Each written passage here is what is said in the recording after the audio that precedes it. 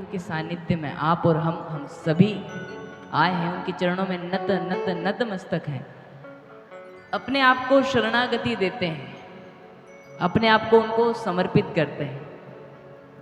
और जिस नगरी से उन्होंने इस जगह भेजा है वो पुण्य भूमि शिरडी, शिरडी के साईं बाबा, आपने नाम सुना होगा। ये नाई की नाम है, इसके अंदर बहुत रहस्य है। ये सत्य चित आनंद है, यही आनंद रूप है, यही सत्य स्वरूप है। जिस तरह से भगवान शिव शंकर भस्म रमाते हैं, उसी तरह से हमारे श्री साईं ऊदी नाम के एक भस्म है, उसको आप सभी को प्रसाद के रूप में देते हैं। आज बात भस्म से क्यों शुरू हुई? क्योंकि जो हमारा अंत है उससे ही शुरुआत है। एक भस्म की पुड़िया, एक ऊदी की पुड़िया आपको पूरे दर्शन के बाद मिलती है। बड़ी अलौकिक चीज़ है वो, आज के समय की संजीवनी है। जिस तरह से अनादि अनंत महादेव भगवान शिव ये भस्म रमाते हैं और उनके संग में जो रहती है वो संजीवनी बन जाती है।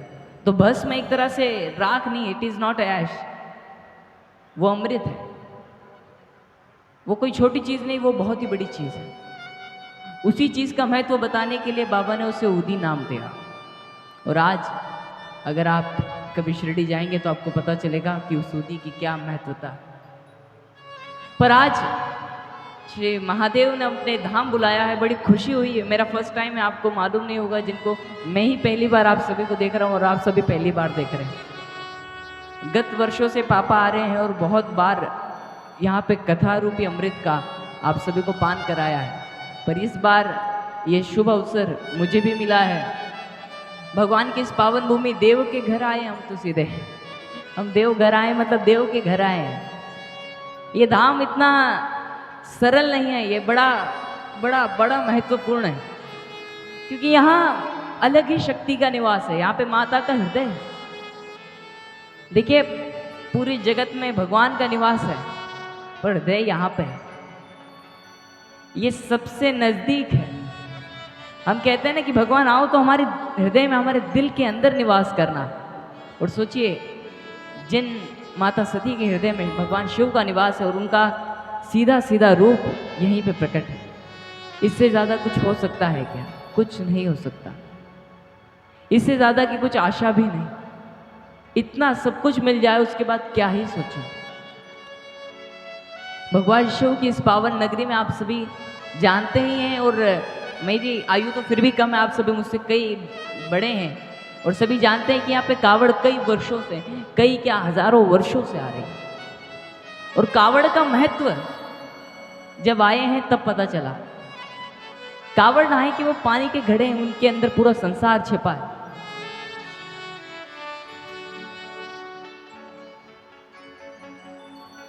एक कावड़िया अलग ही है, इस दुनिया से अलग है।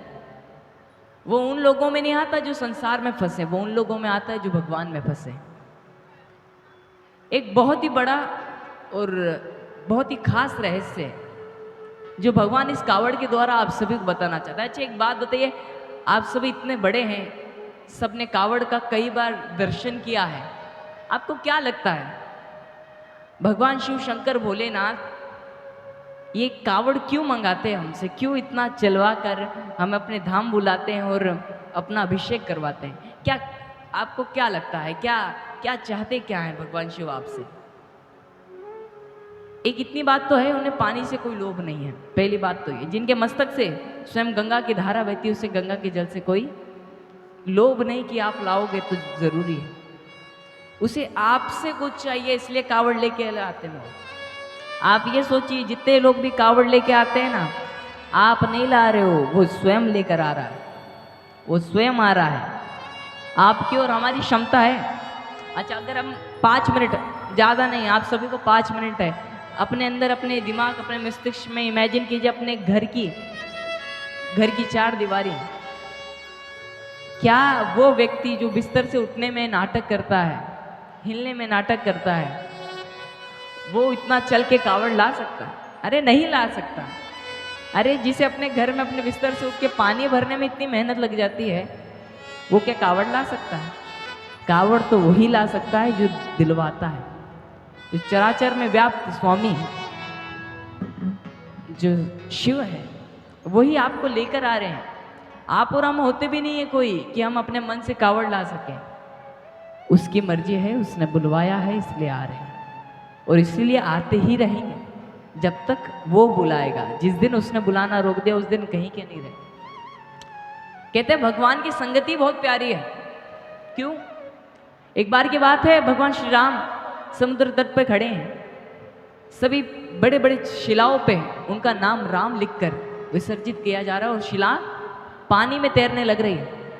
यह देख भगवान श्री राम ने एक छोटा सा पत्थर उठाया, अपना नाम लिखा राम और छोड़ दिया।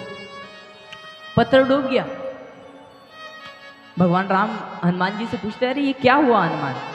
देखिए, भगवान को बड़ा अच्छा लगता है अपने भक्तों से प्रश्न पूछना। वो त्रिलोक ज्ञाती हैं, उनको सब मालूम है। आपको जो नहीं मालूम वो उसे अच्छे से मालूम है।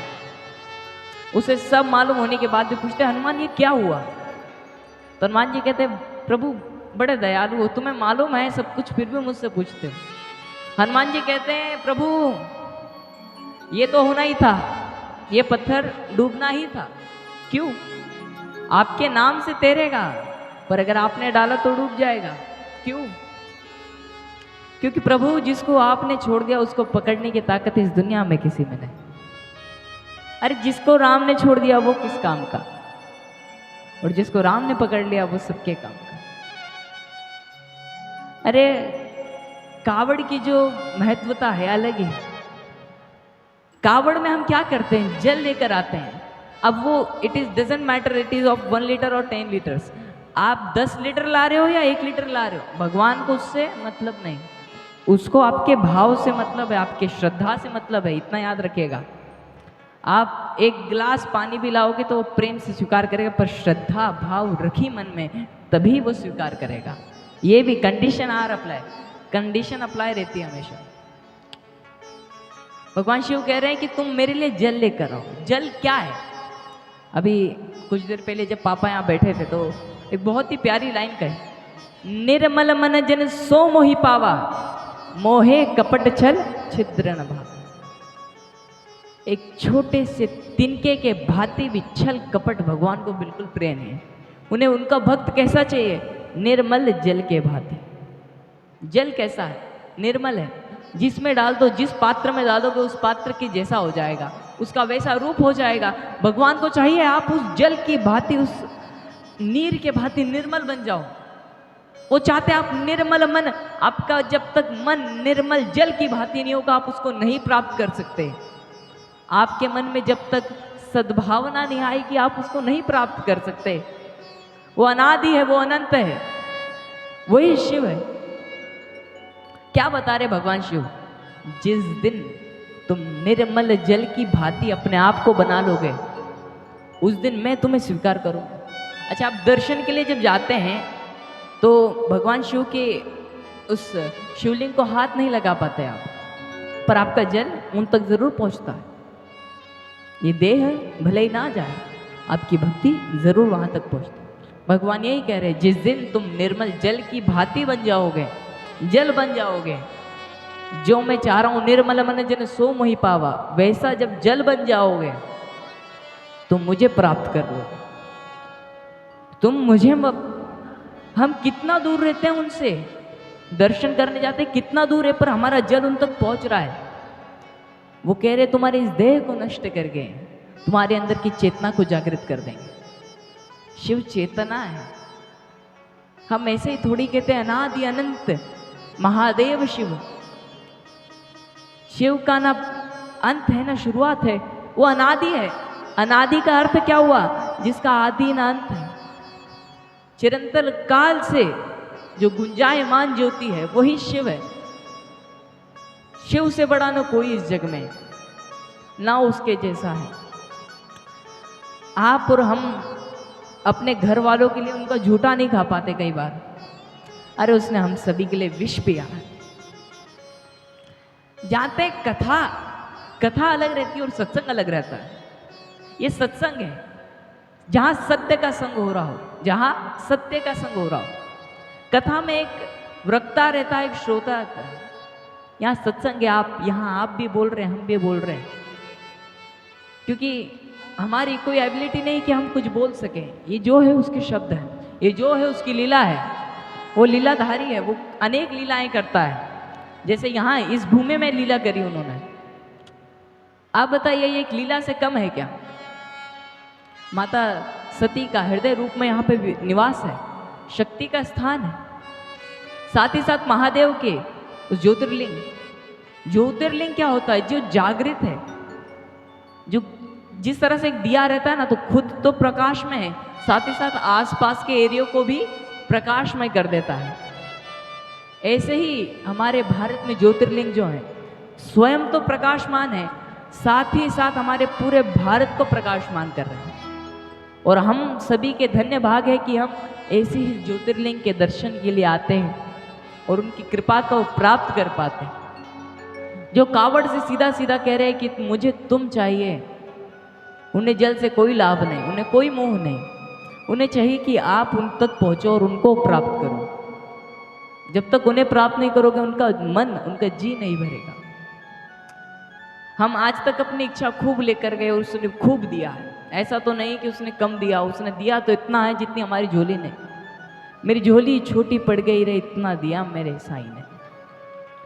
वो इतना देता है कि आपके पास संजोने के लिए जगह खत्म हो जाएगी। कभी उसकी मन की सुन के देखो उसे क्या चाहिए।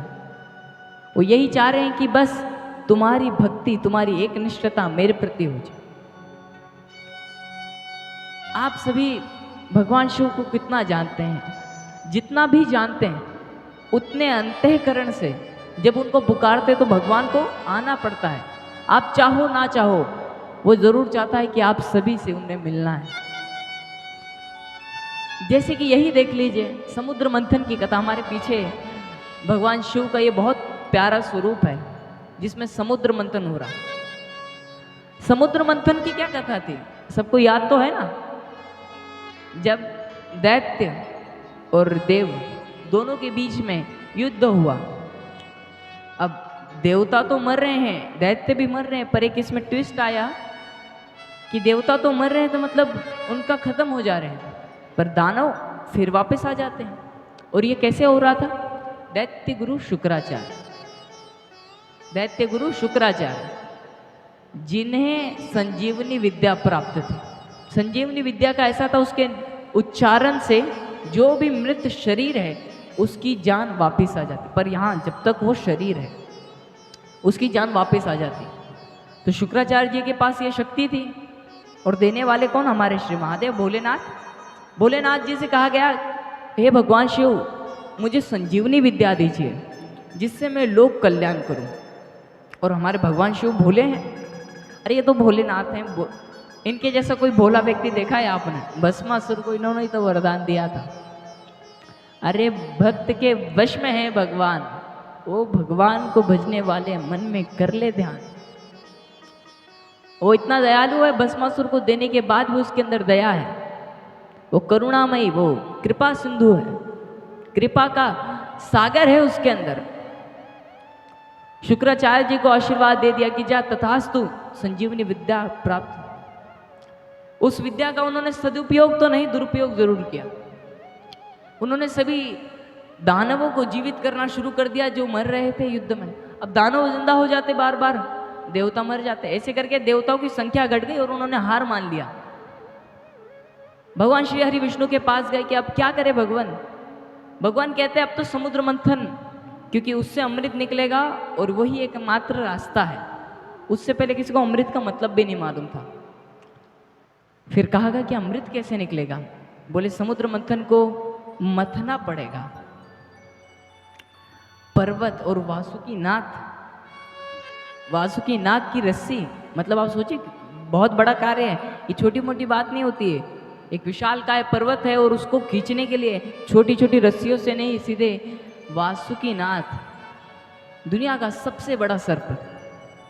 वो बोलते मैं अरेंजमेंट करा देता हूँ, तुम दानवों के साथ बात कर लो, समझौता कर लो। देव पहुंचते हैं और अपना समझौता जाहिर करते हैं उनके सामने कि यह हमारी बात है, अमृत के लिए हमें मंथन करना होगा। इसके पीछे कहानी हमने ऊपर ऊपर से सुनी है, अंदर से जानते हैं क्या है, उसके अंदर बहुत गहराई है।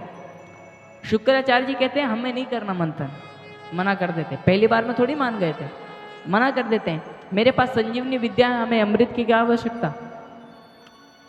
तो भगवान विष्णु जी ने जो समझाया था वही उन्हें कह दिया। देखिए शुक्राचार्य जी, आपके पास संजीवनी विद्या है, आप इनको जिंदा कर रहे हो, पर अगर आपको कुछ हो गया तो आपको जिंदा करेगा कौन। अब उन्होंने सोचा ये बात तो सही है, ये प्रश्न तो स्वाभाविक है, अगर मुझे कुछ हो गया तो ये संजीवनी विद्या किसी काम की नहीं। तो उन्होंने परमिशन दे दी, तुम जाओ अमृत का मंथन। सब एक साथ जुट गए, अमृत का मंथन मतलब समुद्र मंथन चालू हुआ। समुद्र मंथन चालू है, सबको लग रहा है कि अमृत निकलेगा, अमृत, एक जिज्ञासा में सभी बड़े जोश और उल्लास से समुद्र का मंथन कर रहे, और अचानक से एक विष बाहर निकलने लग गया। बाहर निकल रहा है और देखा तो वासुकीनाथ के पास से ये विष बाहर निकल रहा है, और सबसे पहली चीज निकली भी तो क्या, विष निकले। और उस विष से, उस हलाहल से सभी मारे जा रहे थे, सभी मूर्छित हो रहे थे।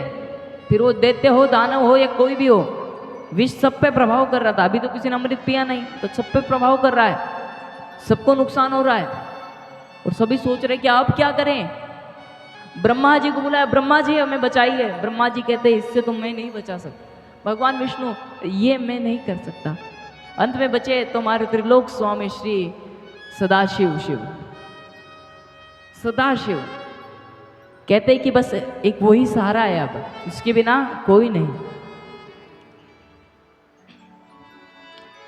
सब कहने लगे शंकर संकट हरना, हे शंकर अब आओ और हमारे संकट हो। एक भजन लेते, बहुत प्यारा याद आया। श्री सच्चिदानंद सद्गुरु साईनाथ महाराज की